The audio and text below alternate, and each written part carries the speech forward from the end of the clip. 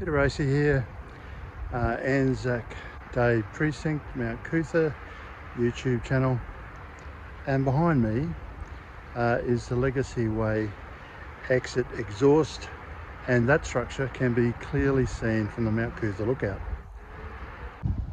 And here we are at Brisbane's National Monument, and it's listed as such in the Australian War Memorial Gazette that lists out all the national memorials around Australia, and this is considered second only in importance to Anzac Square. This is the plaque to the unveiling on the 11th of November 1996 with the then Minister Bruce Scott and the Brisbane Lord Mayor Jim Soorley. And the interesting thing is that there was a foundation stone laid on the 11th of the 11th 95, and that foundation stone has disappeared. Very disrespectful. This very significant plaque at the top has a really interesting history, and I'm going to show you an original picture and talk about that in a second. And that photo is of Private Walsh, prisoner of war of the Germans, having been released from Crete, arriving home to meet some members of his family. I understand that he actually had 5 children, not 3. As you can see, that plaque or logo features in every one of these panels. There are 4 to a panel, and so there are hundreds of representations of that Australia Remembers logo, as can be seen by this pan of Wall 1.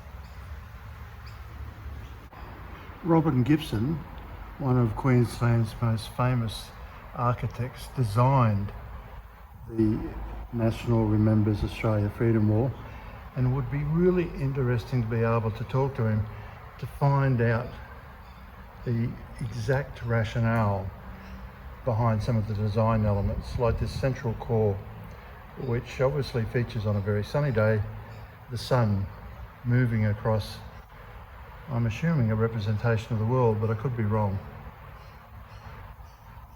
So there are tributes from family members to those who served in World War I plus World War II. There are tributes to battalions, and there are tributes to those who passed away during the war itself.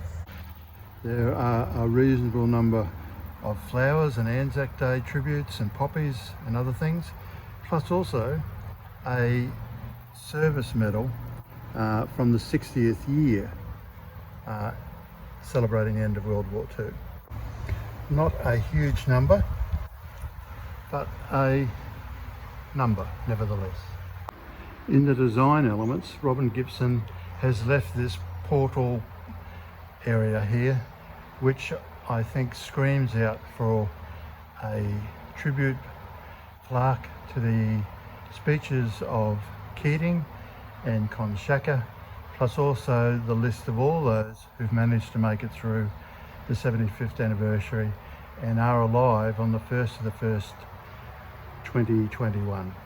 It's just purpose made for an additional plaquing narrative and story. It's quite obvious that's what Robin Gibson intended, that it be used at some future point in the life of this national memorial.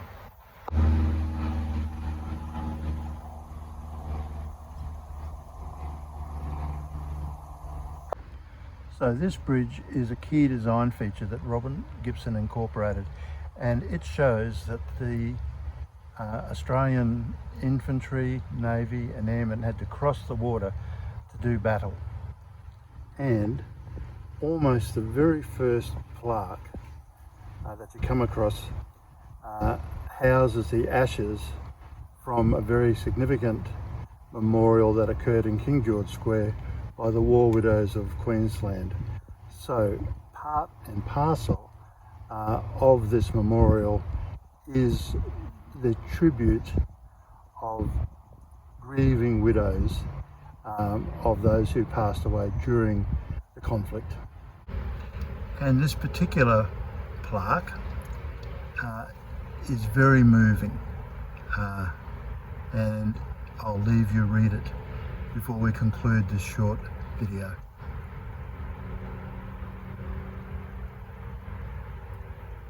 And as you can see, as I run down this list, there are tens of thousands of individuals that are in effect honoured by this Australia Remembers National Freedom Wall.